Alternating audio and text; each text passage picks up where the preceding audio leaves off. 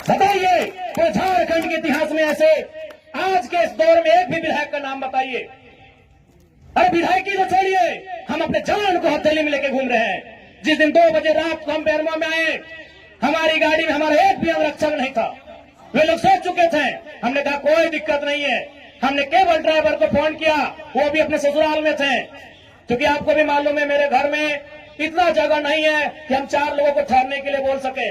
बगल में हमारे एक मित्र का घर है, वहीं रात रहने के लिए हम जाते हैं। वो विधायक है। हम कौन से 50 समितियां हैं। आप अपने आप को एक कीजिए।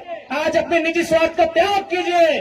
आज अपने मन के मतभेद को त्याग कीजिए, क्योंकि आज अगर नहीं समझे तो याद रखिएगा आने वाले 20 सालों में, अरे आज तो कम से कम आपके हिस्से की बात कोई कर पा रहा है, आपकी हक की बात कोई बोल पा रहा है। आने वाले दिन अगर बोलेंगे ना तो शायद आपकी जबान काट ली जाएगी, बिल्कुल काट ली जाएगी। ये कौन सा रूप था? आप ही बताइए, कौन सा रूप था प्रशासन का? देखा था ना आपने?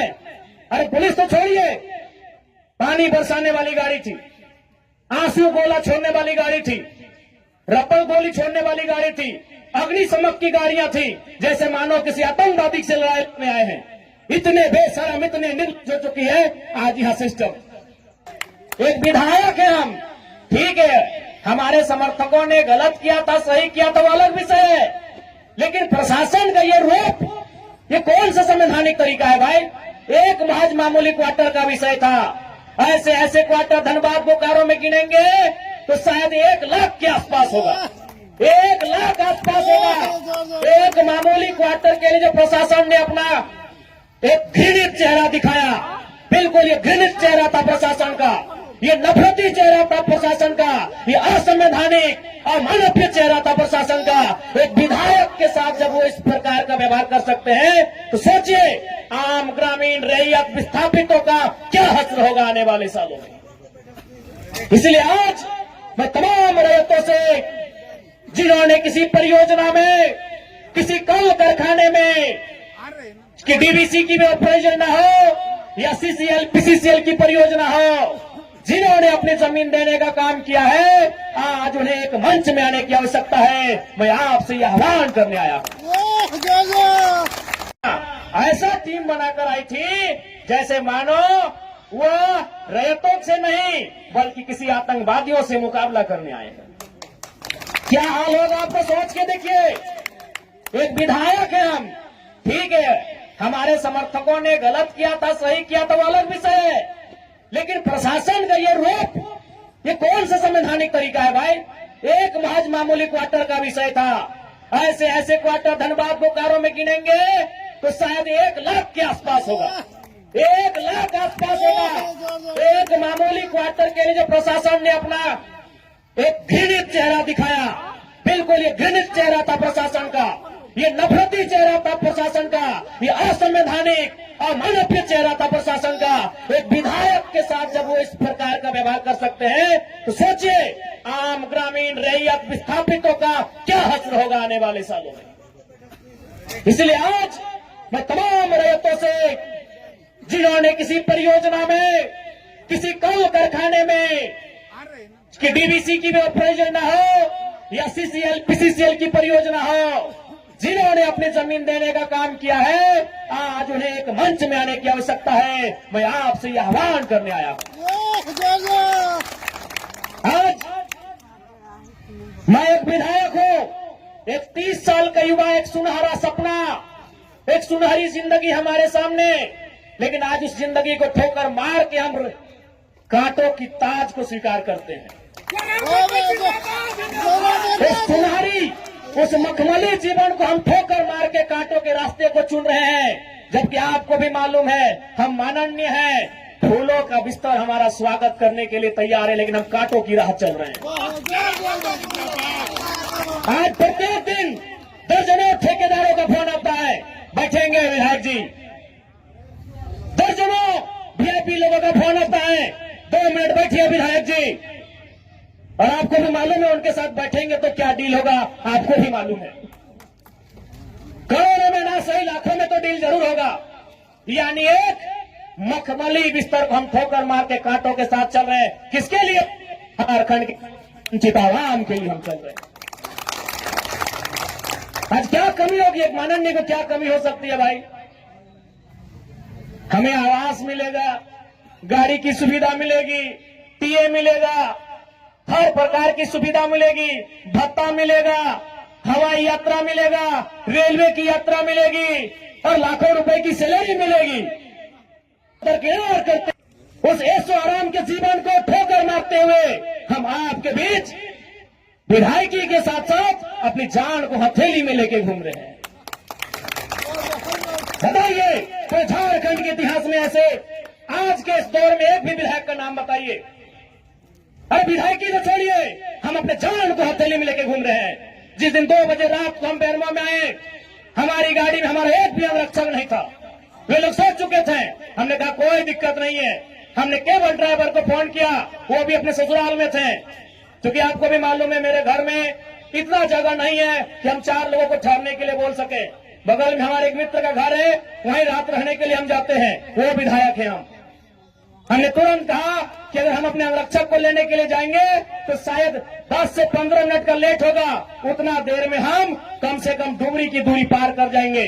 20 किलोमीटर हम 15 मिनट में सफर कर जाएंगे, इसलिए अंगरक्षक को सोने दीजिए, हम अकेले आएंगे।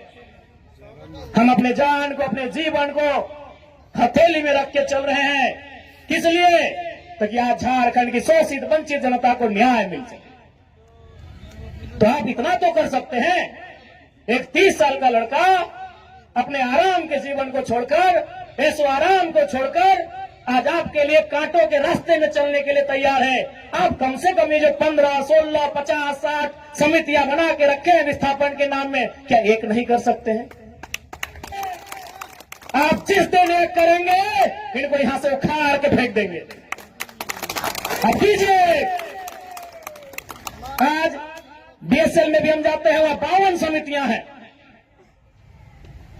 विस्थापन मोर्चा, विस्थापन क्रांतिकारी मोर्चा, विस्थापन उलगुलान मोर्चा, तो विस्थापन इनकलाब मोर्चा, 52 से 50 समितियां हैं। आप अपने आप को एक कीजिए।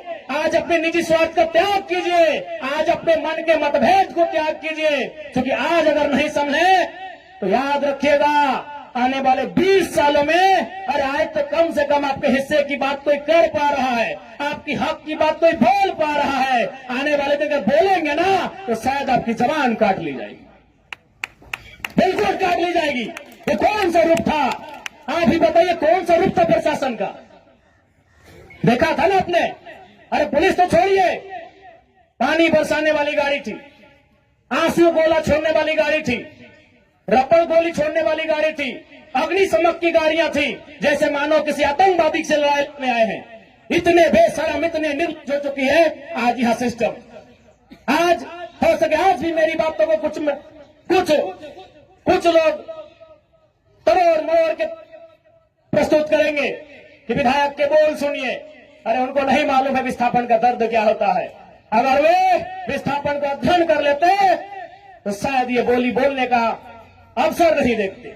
इसलिए आज मैं आपको स्पष्ट कहना चाहूंगा, और मैंने विधायक बनने से पहले ही कहा था, मैंने सांसद का चुनाव लड़ने से पहले ही कहा था कि आज जो हाल मैं देखता हूं पूरे झारखंड का, आज जो मैं अफसरशाही का व्यवहार देखता हूं, आज जो मैं प्रबंधन की मनमानी देखता हूं, मैंने बहुत दुखी होकर कहा था कि एक मैं पीएचडी का स्कॉलर हूं, लेकिन मैं शायद इस बात को आप लोग मेरा गलत कहें, लेकिन मैं कह रहा हूं कि कोयलांचल में रहने वाले लोग, जो विस्थापित लोग हैं, वो हम दो, हमारे दो नहीं, 2 बच्चों को एक्स्ट्रा जन्म दीजिए और उनको केवल और केवल विद्रोह की भावना के साथ तैयार कीजिए कि आपको बदला लेना है। बिल्कुल, इस मेरी बात से बहुत सारे लोगों की आपत्ति होगी कि माननीय कैसा बोल रहे हैं, लेकिन उनको क्या मालूम कि जिस जमीन को हमारे बाप दादा ने 1970 में दिया है, हमारे बाबूजी मर गए, लेकिन आप भी जवान बेटा वो बुढ़ापे की ओर चला गया है, लेकिन इंसाफ नहीं मिल पाया। और ये तो गनीमत है। झारखंड के किसान भोले भाले हैं, झारखंड के किसान सरल हैं, झारखंड के किसान सीधे साधे हैं कि आज 1970 की लड़ाई को घिस घिस कर अपने जीवन को, अपने खून को गला गला कर लड़ रहे हैं। अरे ये बंगाल याद होगा तो 1964-65 का दौर था। एक दिन पहले कुछ जमींदारों ने, कुछ सामंतवादियों ने एक किसान को मारा था। उन्होंने नक्सलवादी और नक्सलवादी जैसे घटना को अंजाम दे दिया था। एक दिन पहले। ये तो झारखंड के किसान हैं कि 70 साल से बर्दाश्त कर लिए। बंगाल के किसानों ने एक दिन बर्दाश्त नहीं किया था। आज आप नक्सलवादी सुनते हैं ना, नक्सली नक्सली नक्सली, ये डिक्शनरी का वर्ड नहीं है। नक्सली कोई पूरा वर्ड नहीं है। नक्सली बुरा हो सकता है, नक्सली वर्ड बुरा वर्ड नहीं है। नक्सली एक्चुअल में, वास्तव में बंगाल में दार्जिलिंग जो क्षेत्र है, वहां एक गांव है, उसका नाम है नक्सलवाड़ी। नक्सली कोई डिक्शनरी का शब्द नहीं है जिसको हम लोग झारखंड में सुनते हैं नक्सली। एक बंगाल का गांव है, उसका नाम है नक्सलवाड़ी। उसी गांव में घटना घटी थी। किसानों को कुछ जमींदारों ने, जमींदार को आप प्रबंधन से ही तुलना कर सकते हैं, जमींदार को आप प्रशासन से तुलना कर सकते हैं, तो कुछ जमींदारों ने, उस किसान का नाम था जंगल संथाल। लगभग 6 फुट ऊंचाई का वो किसान था, उसका नाम था जंगल संथाल। उस किसान के कुछ साथियों को लाठी डंडे से पीटने का काम किया था। बदले में एक ऐसा क्रांति आती है, उसे आप नेगेटिव कहिए, पॉजिटिव कहिए, वो विषय नहीं है कि आज उसे नक्सलवाद, नक्सली और नक्सलवादी का नाम दिया गया। वे किसानों की घटना थी। और उसकी तुलना में तो झारखंड के लोग सीधे साधे भोले भाले लोग हैं। आज 70 साल से पीस रहे हैं, आज 70 साल से घिस रहे हैं। आज कई पीढ़ियां बर्बाद हो गई।